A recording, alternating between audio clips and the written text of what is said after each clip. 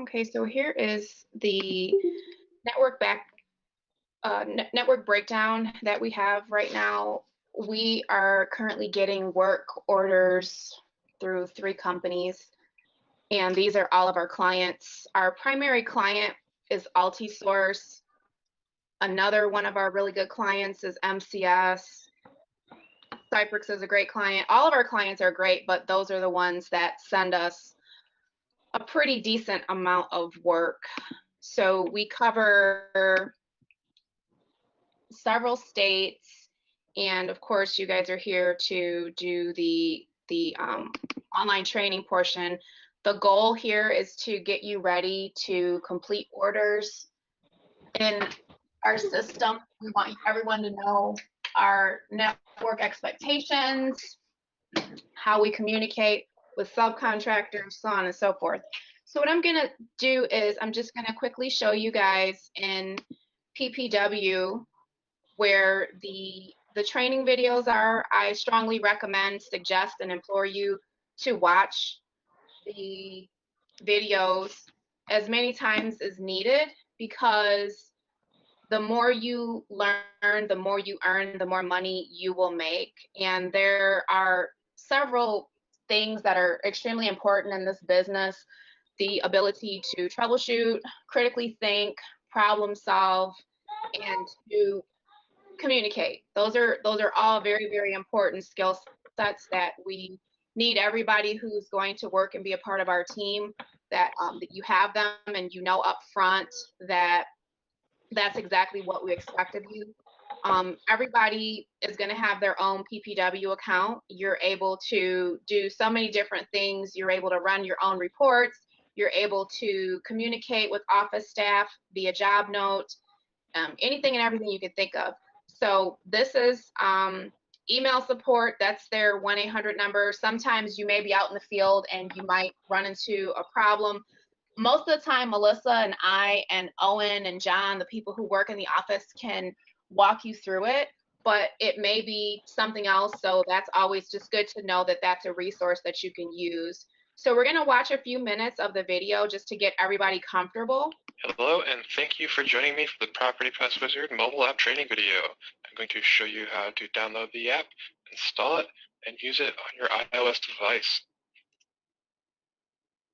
First, what we need to do is you go to www.propertypresswizard.com, do that from your mobile device. It pulls you up to the home screen to where you can click on PPW mobile app.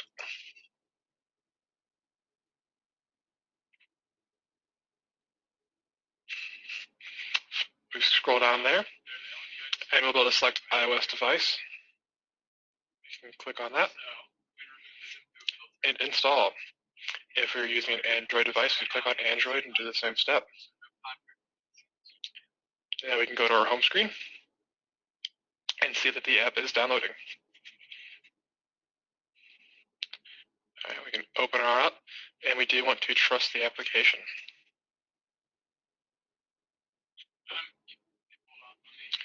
This is the main home screen, our login screen. You have the option to put in our username, our password. Once we enter that, the login button will become active. Once we are logged in, our login will show in the active sessions. If we close out the app, we can just click on that to reopen without a login. If we click on support, we can then get the support phone number. We can turn on debugging, and we can send a debug log and do a camera test. There's also the option to back up photos to iTunes. If using an Android device, it'd be back up to external device. This is our back arrow. Whenever we need to go back a screen, we can just click on that. So I'll pause this and let you enter in your username and password. All right, so where do you need to change the price?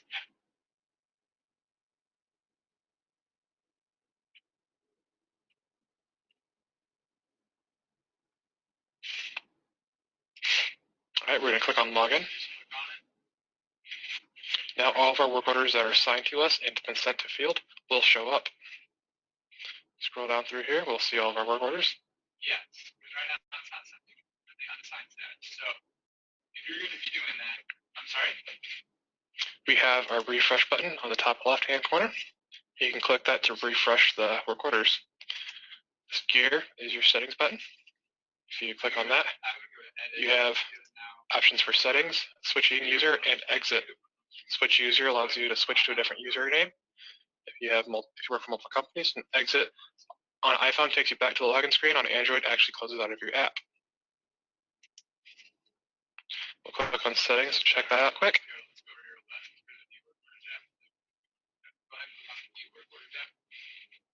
Here in settings, we can send a debug log and clear the log. Click on our back arrow. We have a profile button and a trash button. Our profile, if we click on that, shows us the username that we have. And the trash allows us to delete work orders that we have chosen to delete. You've got a search bar here for searching for information that you can find on the work order. You can search for work order number, the address. If you want to search for city, state, or zip, you can search for any of those, along with due date. If you click on here, this date due, this is how we can sort our work orders. You have the option for address, city, state, due date, date received, PPW number, work order number, and work type. I'm going to leave mine with date due. I'm going to pull up a non-Aspen Grove check-in for a work order. Once we click on the work order, you'll see the box for check-in. It shows our last check-in, which we haven't checked in yet. And you'll notice that our sync button has been grayed out. We are required to check in before we can sync. You'll see there's a Photos tab and a Bid Completion tab. Photos is where you can take generic photos of the location that are not required on the bid completion section. We scroll down through the work order screen, get the work order info with a deletion button if you want to manually delete a work order. We've got work order number, PPW number, address, city, state, zip, status, date received, and due date. All work order comments will be in the comment section, along with client company, work type, loan information, customer, and if there is an assigned admin. If there were work order items, they would appear here. I will show you some later. It's where you can click on them and it'll give you more information on them. So the ready for field will turn into unread. If it's just a sign. I'll show you the check-in. If we click on check-in, and then we just click the big check-in button, we need to allow PPW to access our location. To change the pricing? And then here, yes, all this lovely information on our phone. You do have the option to view in a map in case you're curious. We can hit our back arrow, and now you notice that our sync button has become active, and it has informed us that we have not synced yet. Let's click on our photos. Here we have the option to capture photo. If we had photos already, it would tell us if we had unflagged photos, bid and completion photos. And then we also have the option to back up to iTunes or external device. For iPhone or iOS devices, it is iTunes. We'll click on Capture Photo.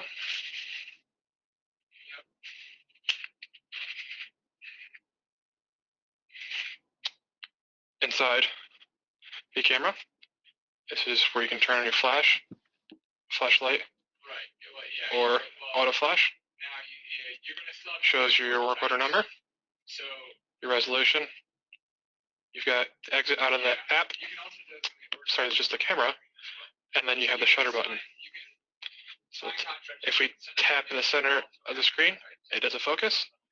If we pinch and expand, we can then zoom or zoom out.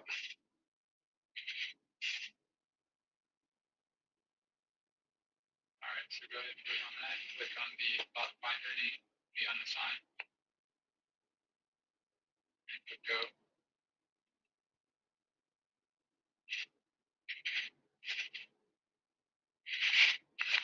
Once the photo has been taken, it will show up here in our unflagged section since we did not tag it with a bid or completion item. We can then enter a back arrow. It shows us that we have one photo. For the bid completion section, click on that. We are now able to add bids and completion items. So we'll click on Add Bid. For this demonstration, I will put inspection. We can then enter a quantity. Sure. All right. Okay. Say 1. We'll click on Done. And it saves the work order as we go. Here's your comment section where you can add a comment to that item. Here's where you can take a photo to tag it, or you can delete that work order bid. So let's add a comment. All clear.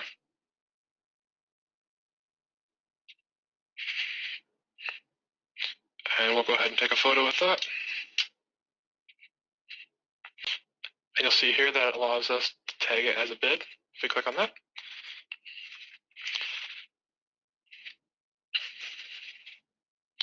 Take another quick photo. I don't know how you have it set up. I apologize. Your import queue, they're right here. Let's see, zoom in. So you can designate, you do know as well, you can designate work types on the processing screen. So if you designate this as a code violation, now, the next time it comes in, it will be a code violation. So you don't have to keep putting in these boxes. Please note that there does not show that there is a photo currently. There is a photo. You don't have to designate a work type. You start bringing it in with a work type. You won't have to worry about adding a work type. And you now see 2 photos and one in the bid completion. If we click back in the bid completion, there is a photo. If we add a completion item,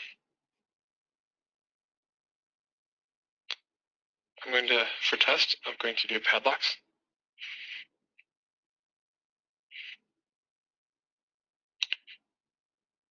Just like in the bid section, we can add the quantity, say 1. We have our comment, our photo button, and our deletion button. Special with this photo is now we have the option for flagging photos before, during, and after. If we click on before. Oh, yes, yes. Yep. Take a quick photo. You'll notice here it says before. If we click on there, it'll change to during.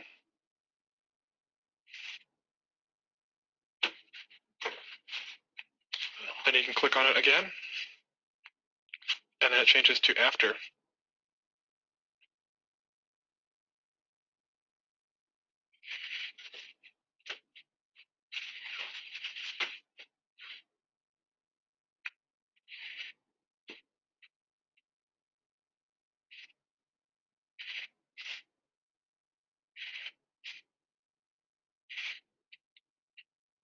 And then we will go back to our work order, click in our photos, and now you see we have the one unflagged photo. We have 4 photos in the bid completion section. Under the inspection, we have our one bid item, and under completion, we have our before, during, and after photos. So now I'm going to exit out of this work order, and I'm going to pull you up to a work order that requires an Aspen Grove check-in.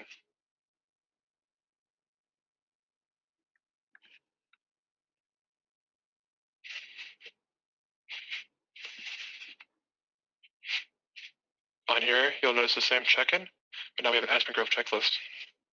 If we click on check-in,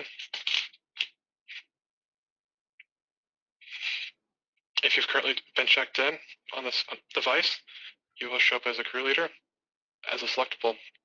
If we need to add a crew leader, the first person to check in at a location needs to be the crew leader. So we'll click on crew leader. We can then enter the ABC number assigned to you.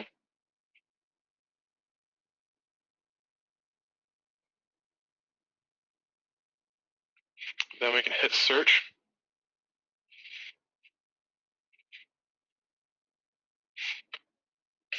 You notice that he popped up. So then we can now click on that person. Yes for check-in as crew leader. And they're now checked in. If you do not have an ABC number, you can scroll down, click on visitor. Then you can type in your first name, your last name, your vendor, your email, your phone number, and the reason for being at the property. You do notice that there is an ABC number location. So that way, if you happen to work for somebody else, but you happen to be helping out another contractor with his work, you can then put it in there. We'll back up. You notice that we still do not have our sync button activated. We have to do our checklist. I'm going to quickly answer these questions.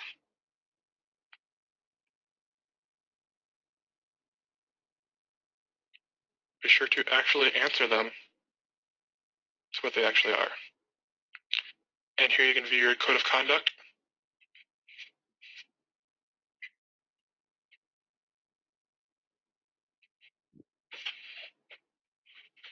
I hope you're all speed readers like I am and can actually read this fast.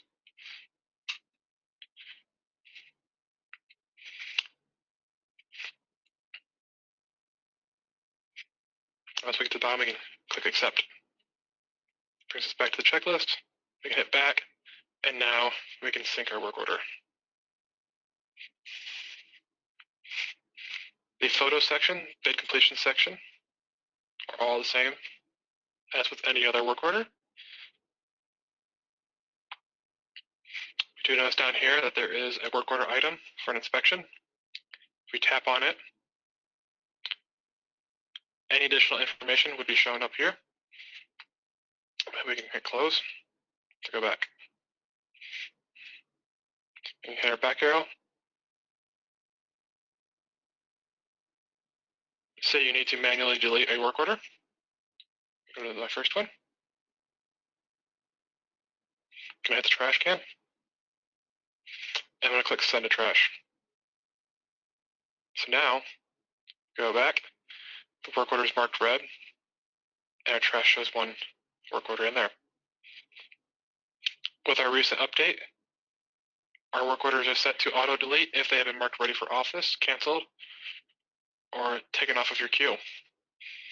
If they appear red on your home screen, that means you have not synced that work order yet, and you need to sync it before it can be deleted. So we'll go to our trash and empty it, and we'll click on clean up work orders, yes. Then we can hit our back arrow and go back. This concludes our training for the mobile app.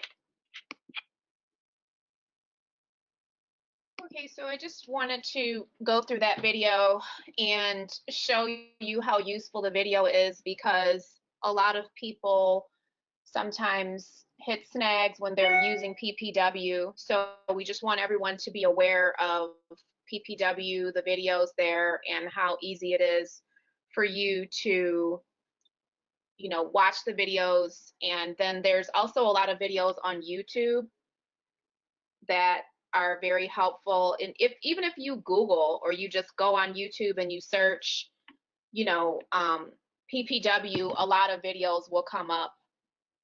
So what I want to do is I want to segue forward into our network expectations. Our office manager's name is Melissa. We have a couple other people that work in our office as well. If someone reaches out to you via text or PPW note or email, the expectation here is that you will respond in a timely manner. We do understand that you guys are out working and you're in the field, and you may or may not be checking your email. But if you know, have work orders that we've assigned you and we're reaching out to you and we're asking you for statuses on the work orders, we definitely appreciate the professional communication. We appreciate a timely response. If we ask you for ECD, that's an estimated completion date, we like to get those. We sometimes will send out a lot of emails. I sometimes will just call, or we'll do it on a group text. Melissa and I and we'll ask you about certain work orders, or if there's questions about your PCR, your property condition report, we will reach out to you. So it's very important that you're aware of that being our expectation of you. We want everybody who is working with us to be very successful in the network, and we want everyone to be able to grow their company as well as grow our company. So what we've done is we've basically turned our forms and documents section in our PPW into a learning center. We have information about anything and everything you could possibly think of. I'll start at the top with Altisource, which is, like I said, our primary client. They're an amazing and great client because they're the only mortgage full service client that we have that allows us to do what's called pre-approvals, which are, another word for that is allowables, on certain properties. So we've got our Altisource folder here. We've got what's called Grovo trainings, which are excellent sources of knowledge. We've got all kinds of different things in here. We've got, gutter cleaning PDF. We've got the landscape expectations, which, since we are in grass cut season, I will go ahead and download this one so we can all kind of take a look at it.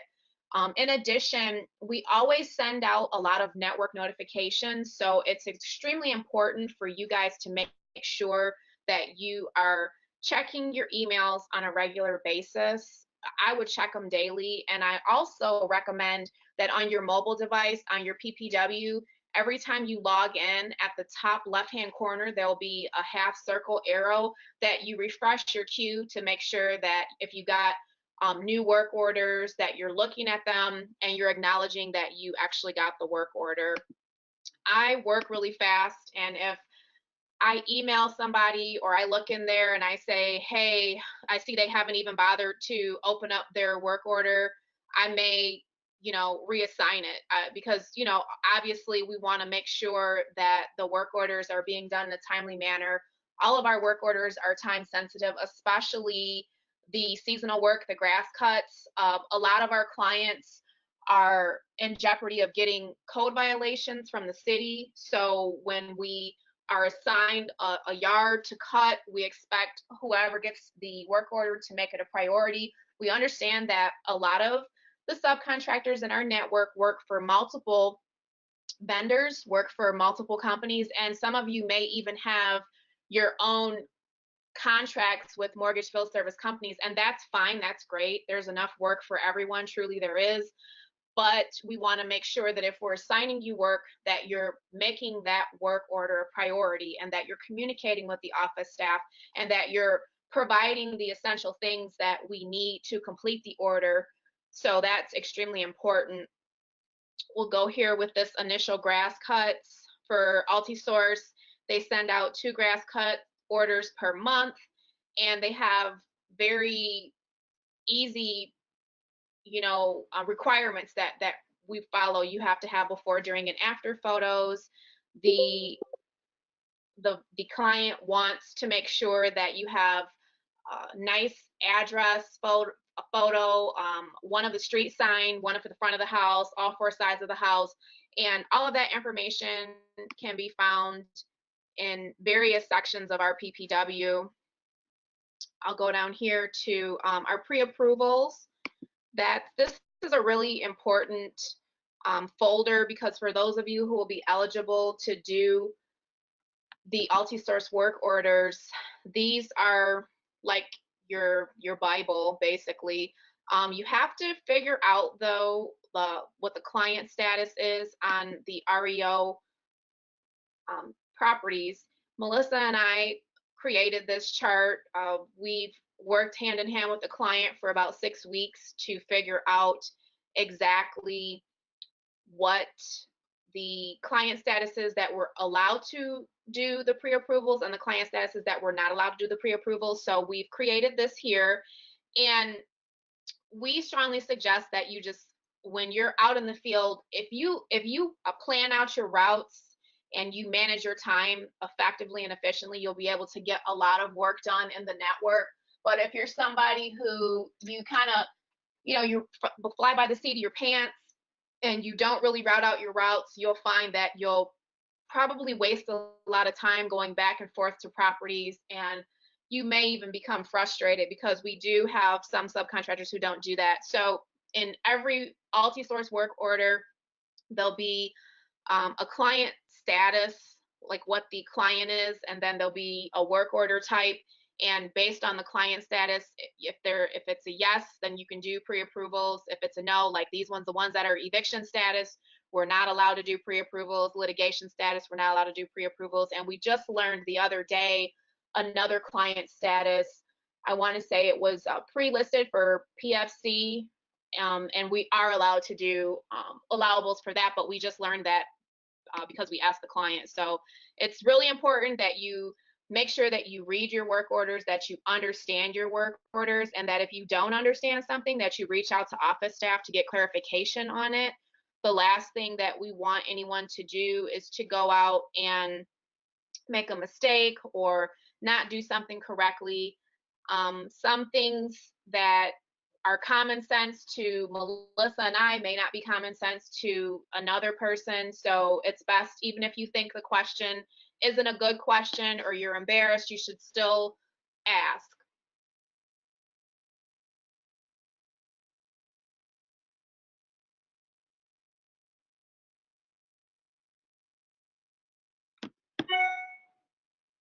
So here's another really important folder. Go to contractor documents. This is the property condition report format. This is really important. This is the format that we want you to follow. We strongly believe in everything that we're doing here and the way that we have designed our network and put everything together.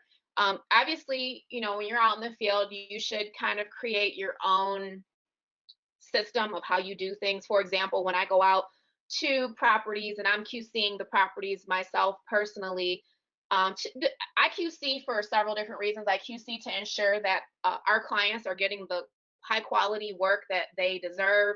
I QC to make sure that we are bidding properly on the damages and ICC issues at the property. I am also checking for fraudulent work, which I find more often than not, and it's always extremely disappointing. So we want to just make sure that everyone's on the same page here. So when you are doing the property condition report, you'll be sending it in the form of a PPW job note. And under the first section, you will list your work completed. You should keep in mind that the magic is in the details. The more detailed your property condition report is, the quicker that the work order can be processed, the less likely that it's going to be delayed in being processed or sent to follow up. I can't stress that enough to you. I know some people don't get in the habit of doing the property condition reports while they're at the property, but I definitely suggest that you do. Or if you want to go back to your office and QC your work orders from your computer, that's also a good way to do it, because obviously if you're looking at the mobile device in your hand and then you're looking at something on a computer screen, you're probably going to get more out of looking at it on a computer screen. But again, it's up to you, whatever works best for you. So we've got the work completed section, we've got the damages section, which should include anything that will be considered an ICC issue, anything that requires a repair or some sort of remediation. It could be plumbing damage, electrical damage, roof damage, mold, missing fixtures, anything and everything you can think of at a property that could possibly be damaged. And then we've got the bid section, which is extremely important. All of your bids are required to have a description of what you're bidding on, photos to support it, and of course, I cannot stress this enough, a unit of measurement. We cannot bid on things that are vague where there's no unit of measurement. You can't say something like, remove exterior trash. Okay, where is the trash located? How many cubic yards of trash is there? Can you describe the trash? We need you guys to include the details. If we're bidding on things like handrails, those are bid in linear feet. If we are bidding on something having to do with a room, that's square footage. So that's just something to keep in mind. We've got folders for all of the clients that we have. A lot of the clients have different postings that are required. Please make sure that you're reading your work orders, and that if you need to download something from, a lot of times the forms will be in the work orders. If it's not, because hey, we're human, we make mistakes too, or we may have been just trying to get the orders ready to assign. We do have a team that makes the work orders more subcontractor friendly. So we put different things in there to help you be more successful, like descriptions of the photos that are required, or a more basic description of the work that needs to be done, just to kind of help you to complete the order the way that we know our clients want it completed. Let's see, let me come down here to see, this is the network notifications. Every time we send one out, we typically will upload it here. Obviously, you can see that we've got a lot, and we send out a lot because our industry changes on a daily basis, and our clients send us out network notifications, so we share them with everyone in the network. I want to go to this folder here, the Subcontractor Basics.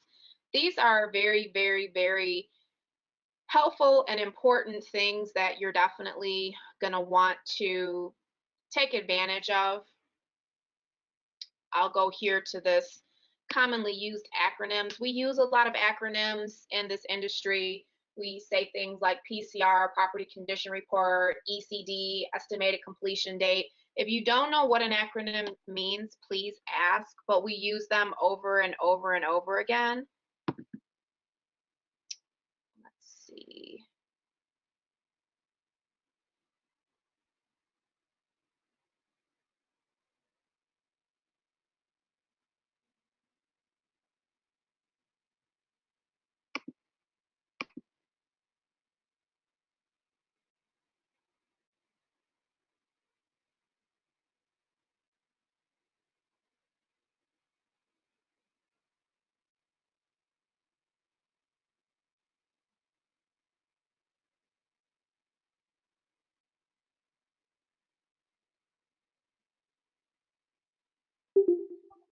This one is really helpful, this REO status code one, because it tells you what the status name, what the code means, and it gives you a basic description. Some of the documents are kind of complex, but as you get, more comfortable in the industry and working, if this is your first time or if you've worked before, you'll find that the more that you learn about the industry, the more money that you're going to make. We've got this other training folder as well. I'm just going to quickly click on some of these bids that we put together here, just to kind of show you the quality of the bids that we're looking for when we ask you guys to bid on things, or when you're actually out in the field bidding. Here we have a door bid. A lot of people would bid it really simple, and they would say, bid to remove and replace door. That's definitely not what we want. We want something with some teeth in it, and our job is to create and put together a vision for the client of exactly what needs to happen. So what we do is we break it down as much as we possibly can. Here we've got this exterior door, we've got the wood frame, we've got the door hinges, we've got the jamb, we've got description of what we would be doing to protect the job, the tape drop, plastic cloth on the porch and the windows to ensure that there's no spill or splatter. We're caulking, and then we have the general cleanup and the haul debris and general labor hours. So we've turned a simple bid into something that could be very profitable for both the company and for the subcontractor. So we just want everyone to keep that in mind when you are at a property and you're bidding on something. And you can obviously use these as reference guides for future bids. So as I was saying, when you are preparing to go out into the field, I strongly suggest that you guys prepare. You have the pre-approval lists on your clipboards, and a lot of these documents just can be very helpful out in the field. If you if you put the time in and you properly plan out your route, you'll find that you definitely will, save a lot of time. I'm going to go to a work order where a contractor did the property condition report the way that we want it done in the network, and I'll just show you. And then he also, very, very important, is that you flag your photos. That's extremely important. The reason why we have you flag your photos is to cut down on possible mistakes and missed things that you may have completed when you are at a property working. Let's see here. Okay, so I'm just going to go to this one because this is a property that I know that was done, and I will go to, let's see, this order here. This is an REO property.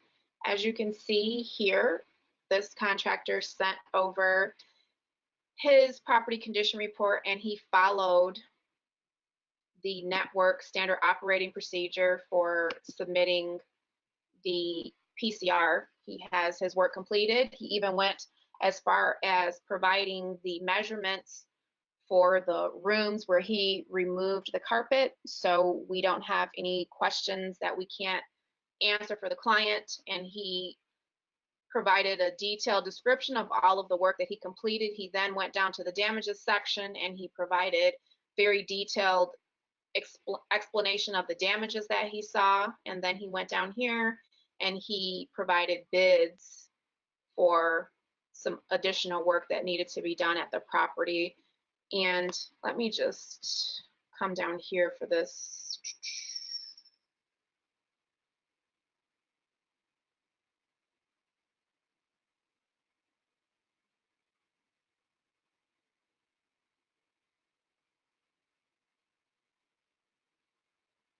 Okay, here we go. It says the REO pre-approvals, and at those REO properties, all of these things are things that can be done. So as you can see, to get a work order at an REO property is definitely a great opportunity for you to really make some money at the property, because there's a lot of pre-approvals / allowables that you can do at these properties. So that's why it's important that when you're out in the field that you have this list with you, so you know exactly what the client will allow you to do at the property. So I'm going to go to his photos section and just show you how he flagged all of his photos nice and neat. He's got the carpet removal, the debris removal, the discoloration removal, debris, all of these things that he did. And I will go here and we'll just show you some of the pictures and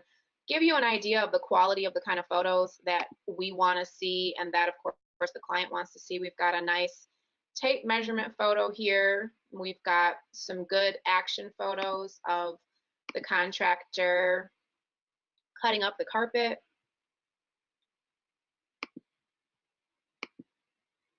We've got some great action photos of them rolling the carpet up. These are the kind of photos that the client wants to see. These are called action photos.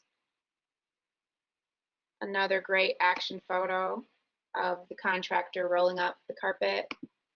Most of the time when you go into a bank-owned property, the carpet is probably going to be fairly nasty.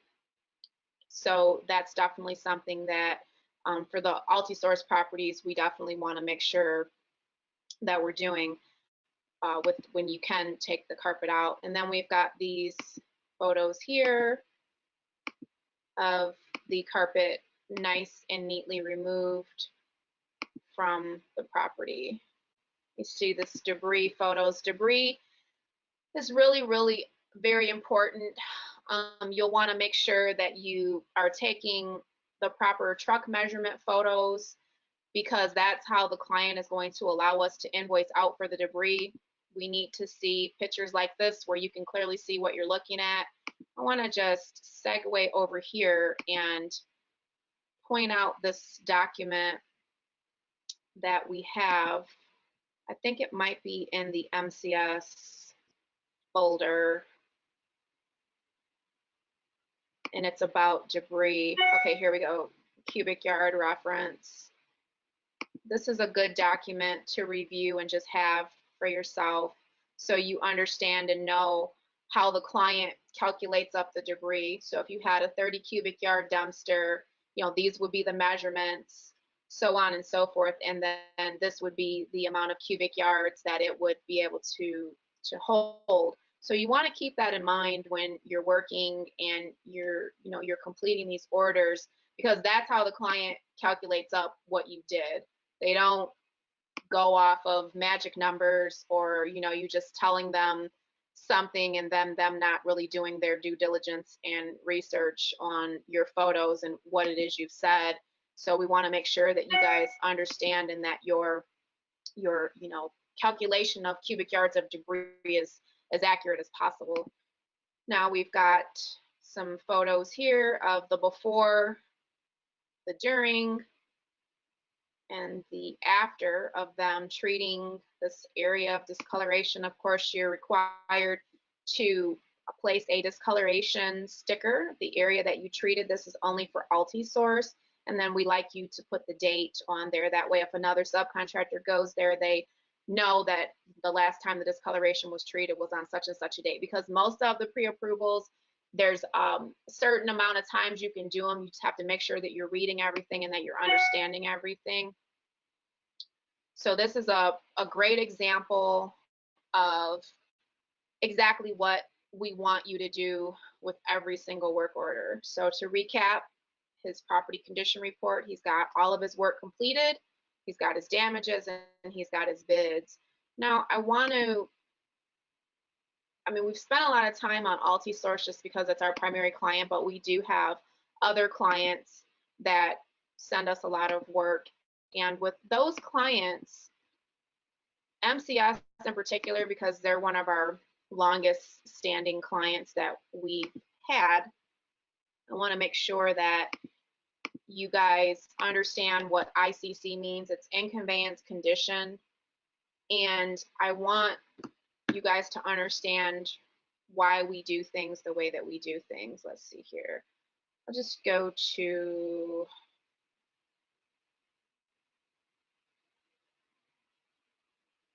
one of these. Let's see here.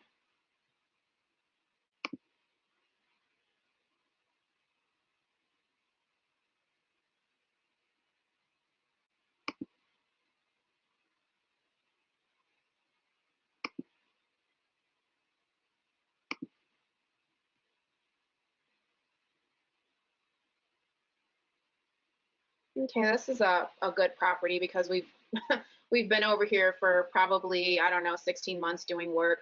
So we've got a long history of different bids that we've placed at the property.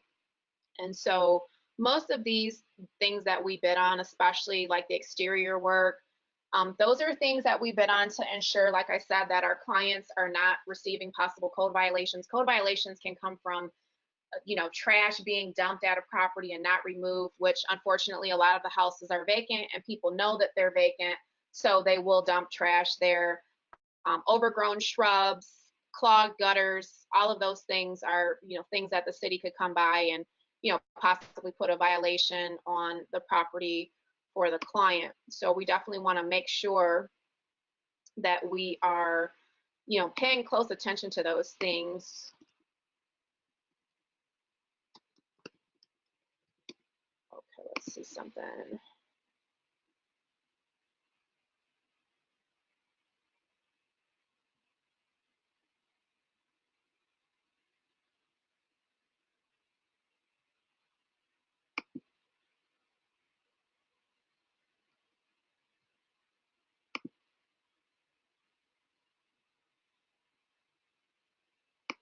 Okay, we're going to do a little Q&A here. Terrell, what does ICC mean?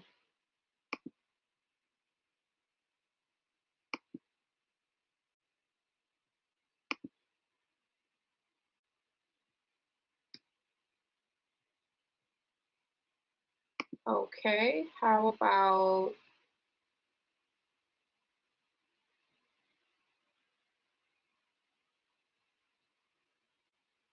How about Josh? What does ICC mean? I know it's conveyance condition. I'm not sure what the I is. In conveyance condition. Very good. So that's what we're trying to get these properties to be. Can you mute your phone, please? We're trying to get them in conveyance condition. So that is exactly why we are going to the properties and we're documenting the conditions on the inside and the outside of the property. And we're providing bids to our clients to complete work. So we definitely want to make sure that you are at a property, and the best way that I can say it would be to be at the property and have dollar signs in your eyes so that you're looking for potential work that you can get at the property, looking for potential things that you can bid on at the property. That's the goal when you're at the property, is to get additional work and bid on those things that we need for the client to know about the property. Let's see this one here.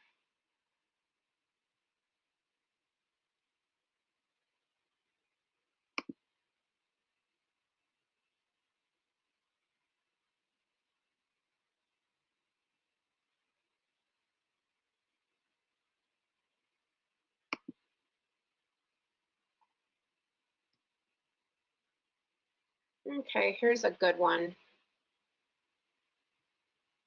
So this is a property that was a reconveyed property, which means that the client basically tried to convey the property back over and it failed for some reason, maybe vandalism or just some sort of failure at the property. So we've got some bids that we placed here. We're bidding to treat discoloration. That's an ICC issue. We're bidding to remove a deck and replace the deck. And at this particular property, the deck was in poor condition and it was a safety hazard. So that's why we were bidding on that. So that's kind of just, we wanted to get you in the mindset of what the client wants you to do. Trees touching the roof of the garage or the house, those are potential hazards to the roof of the property or the roof, the garage roof. So the client definitely wants us to bid on those things as well.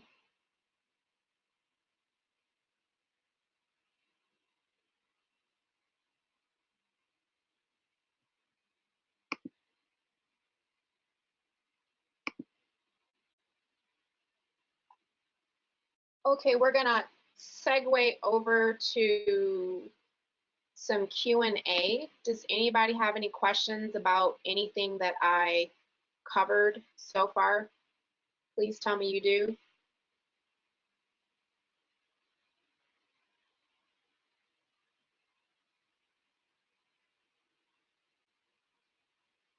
Okay.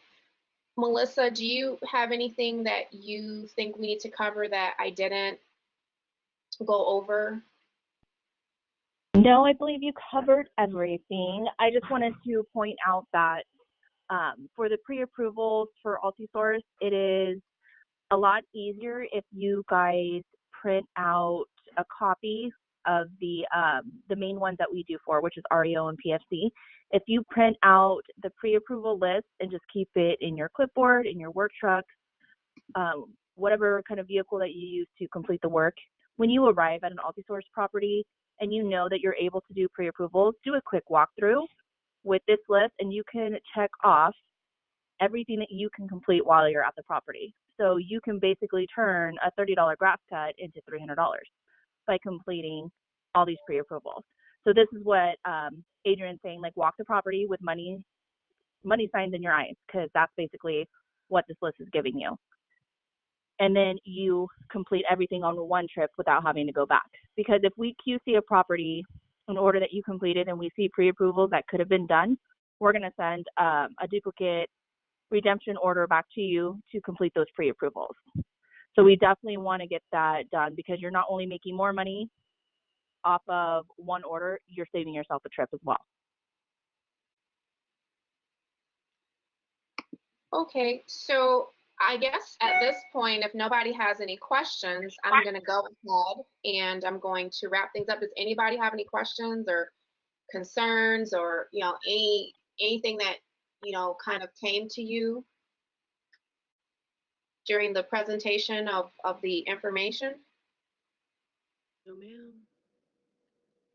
Okay, great. Well, I want to thank everybody for coming, and I did record this training, so we'll be able to share it with other people. We have oh, here's a couple of things I forgot. I want to go to our company website, which is definitely really a great source of information.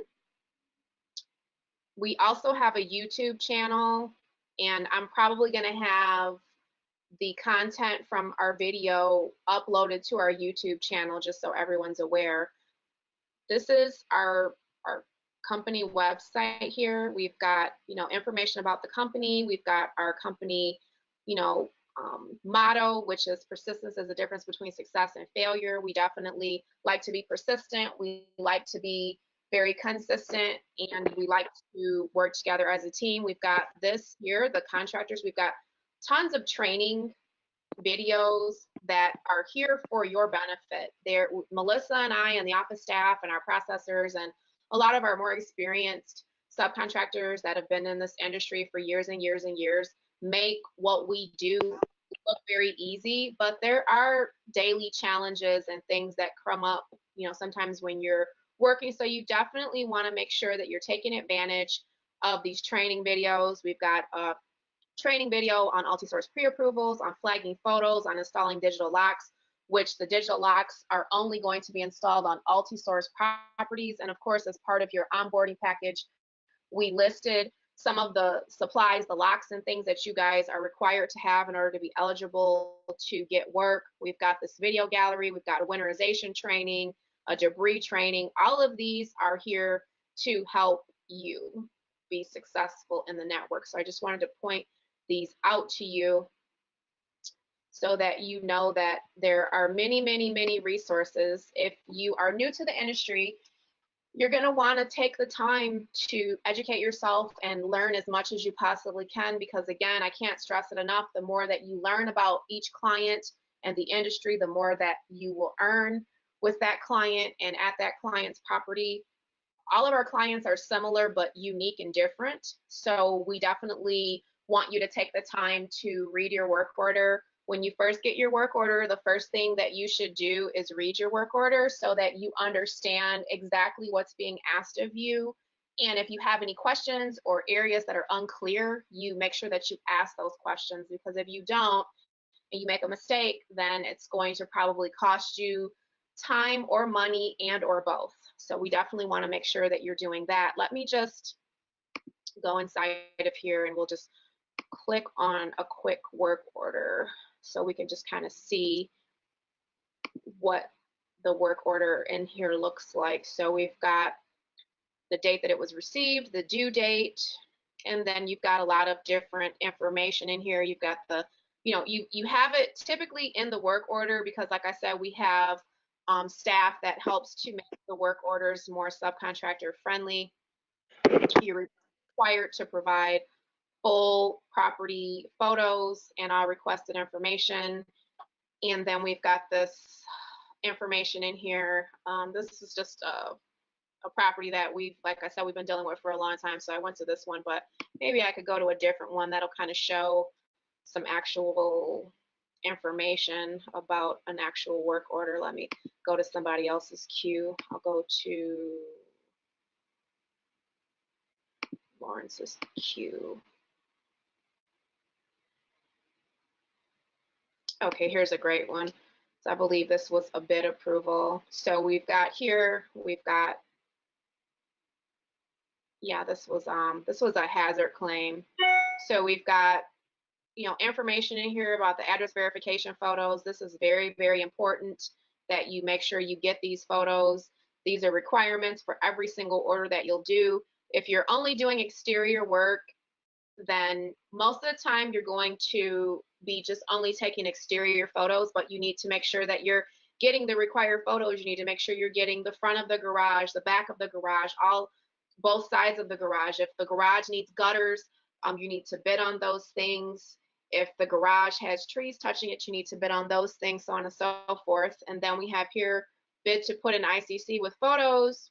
So you are required to do that for this particular property. And then as you can see, he's put together a wonderful property condition report, and he's following the network standard operating procedure, and he's got all of the information in here that we need to submit this EOB, which is a hazard claims. It's a estimate of benefits, which is basically another way of saying a scope verification. They just use that term. I don't know. It's kind of a weird term, but that's the term they use. And he's got a description of all of the damages, and then he's got all of the bids here as well. And then we have down here the office staff that is QCing it and assigning it to our processors to process. So we definitely have it down pat with how we like to do things. I know that I covered a lot of information. For those of you who are new, we will walk you through every work order. We're here to assist you. As I said, I am the senior project manager. Melissa is the office manager. Owen is our operations manager, and then we have a couple of other people who are working in the network as well, who may reach out to you via email or phone call, and when they do, they will identify themselves. I really appreciate everyone for coming, especially John. I know you came very short notice. I really appreciate that. That was awesome. Thank you again. And we will set everyone up that attended in PPW. We will enter your areas of coverage, and we will get you started.